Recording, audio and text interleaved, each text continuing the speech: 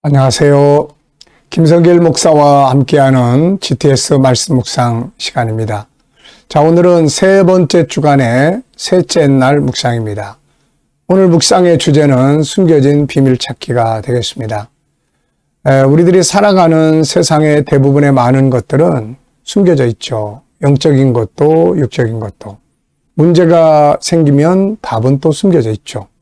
그리고 또 우리가 새로운 변화와 발전을 만들어 가기 위해서는 또 다른 방법들이 나와야 되는데 이 방법이 없는 건 아닌데 다 숨겨져 있습니다. 그래서 항상 숨겨진 걸 찾는 관심, 노력이 필요한 것이죠. 자, 오늘도 먼저 말씀 속에서 우리가 꼭 찾아내고 싶은 숨겨진 것들이 뭔지 살펴보고 우리의 삶에서 또 숨겨진 것들 잘 찾아내는 질문들을 많이 하시면서 오늘도 또 승리해 보시기 바랍니다. 자, 묵상을 통해서 오늘도 행복하고 이왕이면은 아름답고 또 복된 하루, 즐거운 하루 되시기 바랍니다. 자, 오늘도 먼저 이제 그림을 보고 정리를 하겠습니다. 자, 이제 이 그림이 7편이 실려 있는데요. 이 그림을 순서대로만 쭉 보면은 내용을 잘 이해할 수 있도록 그렇게 되어 있습니다.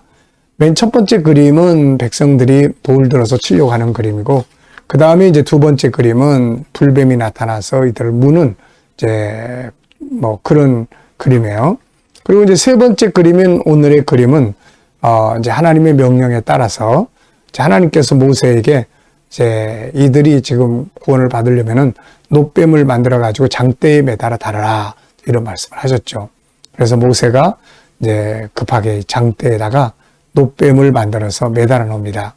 이걸 이제 보고 믿는 사람들은, 믿고 보는 사람들은 다 구원을 받았죠. 그런데 이걸 무시하고 그런 게 우리를 권할 수 있어 그러고 무시하는 사람들은 그대로 다 뱀에 물려서 죽었을 거예요.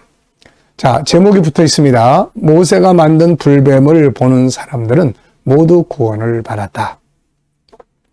자, 이제 제목 정하고 느껴지는 이야기, 스토리텔링을 적어 보겠습니다. 자, 여러분들이 각자가 이 그림을 보고 느끼는 제목들을 정해보시면 되겠습니다. 자, 저는 제목을 놋뱀과 구원 이렇게 적어봤어요. 놋뱀과 구원. 자, 의미 세 가지를 적어봤습니다. 자, 놋뱀 사건은 불신과 원망, 불평의 결과로 만들어진 것이다. 두 번째, 놋뱀 사건은 또 순종의 증표였다. 세 번째, 놋뱀은 결국 구원을 가져오게 되었다. 이렇게 적어봤어요. 자, 원래는 이제 원망 불평하다가 불뱀이 나타났고 거기서 막 구원해달라고 하니까 하나님이 놋뱀을 만들어 놓은 거예요. 그래서 우리가 현실을 살아가면서 어렵고 힘든 일들 만날 때 힘들지만 원망 불평보다는 이 속에서 그래도 감사할 게 뭔가, 하나님이 뭔가 일하시지 않을까 하는 이 하나님에 대한 신뢰와 믿음을 가지고 승리하는 게 중요하죠. 자, 분석하겠습니다. 눈에 보이는 부분은 일단은 모세, 그리고 모세가 만들어 놓은 장대의 불뱀, 그리고 또 이것을 바라보는 백성들, 또 주변의 사람들, 그리고 또 여러 그 산들이 이렇게 쭉 있습니다. 그리고 하늘이 보이고요. 자, 보이지 않는 영역에는 뭐가 있을까요? 우선 놋뱀이 세워진 이유가 있습니다. 이유, 살리기 위해서죠. 그리고 이걸 또 보는 사람들이 이제 놋뱀의 독에서 자유함을 얻어요. 그 속에 뭐가 어떤 의미가 들어있을까요? 또 이런 거. 또 이 놋뱀이 가리키는 궁극적인 것은 뭘까요? 우리를 죄에서 구원하러 십자가에 매달리실 예수 그리스도. 그래서 놋뱀의 계시성, 또 이것이 보여주는 교훈, 이런 다양한 것들은 이 속에 보이지 않습니다. 또 이 상황을 만들어가는 모세의 마음, 이런 것들은 이제 잘 보이지 않는 영역들입니다. 그리고 이것을 통치하시는 하나님, 이 모든 것의 중심부에는 하나님이 계시잖아요. 자, 세 번째입니다. 그림에서 가장 중요한 것은 무엇인가요? 이 그림에서 가장 중요하게 생각되는 것, 저는 순종이다 이렇게 적어봤어요. 순종. 아무리 놋뱀을 만들어 놨어도 그걸 믿지 않고 순종하지 않는다면 아마 다 죽었을 거예요. 그래서 하나님께서 뭔가를 하시지만 그게 우리의 것이 되기 위해서는 그걸 믿고 순종하는 것이 아주 중요하죠. 자, 네 번째는 연상법 훈련입니다. 자, 연상법 훈련은 두 가지로 하시면 돼요. 먼저 하나는 눈을 감아보시고 우리가 봤던 그림을 한번 쭉 떠올려 보세요. 맨 가운데 노뱀을 매다르는 게 있고 우측에 모세가 있고 또 이쪽에 그걸 보고 있는 사람, 또 그 옆에 사람들, 또 주변의 사람들, 그리고 주변에 높은 산들, 이런 게 쫙 연상이 되죠. 그리고 이제 또 하나는 이 그림과 관계된 어떤 내용들을 또 떠올려 보시면 됩니다. 하나는 이 그림 자체에 대한 내용, 하나는 이 그림과 관계된 또 다른 내용들, 그 성경 66권의 내용, 이 그림과 관계된 내용, 그리고 우리 인생에서 또 관계된 어떤 체험들, 장소, 이런 거 적어보시면 돼요. 자, 저는 일단 성경은 민수기 21장, 요한복음 3장 14절 다 관계된 내용이에요. 고린도서 10장 원망하지 말라. 그리고 고린도서 1장 18절 십자가가 우리를 구원하시는 능력이다 하는 것. 자, 그리고 이제 요단강 맞은편에 이제 느보산에 가보면 모세 기념교회가 있는데 거기에 바로 이렇게 이제 모세가 만들었다고 하는 이제 구리뱀을 장대 위에 매다르는 이런 내용을 볼 수가 있습니다. 그래서 거기 방문했던 것이 좀 생각이 납니다. 자, 이런 걸 통해서 우리에게 기억력이 아주 크게 발전하고 향상되는 거죠. 자, 다섯 번째입니다. 상상력 키우기예요. 이 그림을 가운데 두시고 앞에는 어떤 그림을 그리면 좋을까요? 저는 원망불평하다가 뱀이 와서 무는 앞에 그림이죠. 바로 앞에 그림. 징계받는 장면. 그리고 이 다음 그림은 이제 이 내용이 흐르고 흘러서 예수 그리스도의 십자가의 그림으로 바뀌는 그런 장면을 보여줄 것 같습니다. 당시에 이들이 원망하고 불평하는 죄에서 구원받을 수 있는 방법이 노뱀이었다면은 신약 시대에 우리들이 죄사함을 받는 방법은 십자가에 매달린 예수 그리스도를 믿고 바라보는 것입니다. 자, 미래를 어떻게 살고 싶은가요? 그렇다면 지금 무엇을 해야 할까요?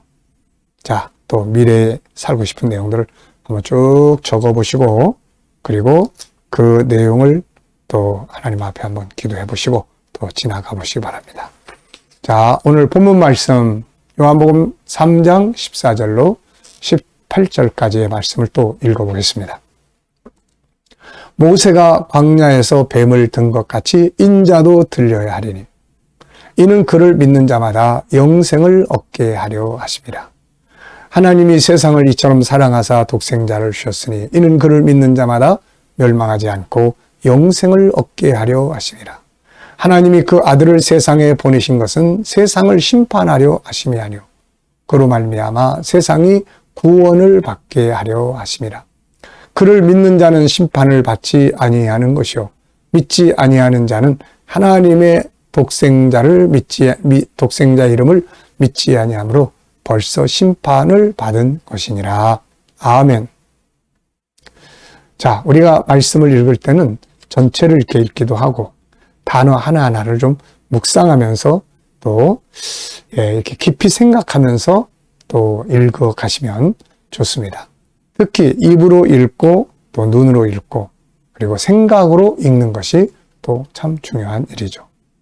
자, 감사한 것을 한번 적어 보겠습니다. 감사한 것. 어제 감사한 일, 또 오늘 하루 시작하면서 또 감사하고 싶은 일들, 그리고 이제 미래에 대해서 감사하고 싶은 일들 또 적어 보시면 되겠어요. 자, 오늘의 주제는 숨겨진 비밀 찾기입니다. 왜, 무엇을, 어떻게, 만약 이런 질문을 넣으면은 좋은 질문이 만들어지고 또 숨겨진 것들을 찾아낼 수가 있죠. 질문을 해야 숨겨진 답을 찾아낼 수 있습니다. 자, 먼저 첫 번째입니다. 하나님이 예수님을 세상에 보내신 이유는 무엇인가요? 오늘 본문을 보면은 세 가지로 나타나 있어요. 첫째는 세상을 사랑하셨다. 사랑하셨어. 세상에 하나님이 세상을 이처럼 사랑하사 우리를 사랑하셨죠. 두 번째는 독생자를 보내신 것은 그를 믿는 자마다 멸망하지 않고 영생을 얻게 하기 위해서다. 영생 얻기 위해서요. 세 번째는 심판하지 않고 구원을 받게 하기 위해서다. 자, 이런 내용들은 숨겨진 부분들이에요. 우리가 질문을 통해서 찾아내는 거예요. 두 번째는 멸망이란 무엇이며 영생이란 뭘까요? 자, 멸망이라는 것은 지옥불이 들어가는 걸 말합니다. 지옥불. 누가복음 16장에 그 지옥에 들어가는 장면. 사람이 세상에서 아무리 잘 살아도 문제는 이 시간이 계속 흘러간다는 겁니다. 계속 흘러가요. 그리고 어느 순간 이제 이 세상을 떠나야 할 시간이 옵니다. 그때 제일 중요한 건 세상에서 어떤 기업을 이루었느냐, 얼마나 많은 돈을 가지고 있느냐가 중요한 게 아니라 어디로 가게 되는데 이게 제일 중요해요. 천국으로 가게 되느냐, 지옥으로 가게 되느냐. 이 멸망, 어느 날인가 우리 앞에 부딪힐 주제입니다. 영생은 또 무엇입니까? 영생은 천국에 들어가서 영원히 복되게 사는 것을 말해요.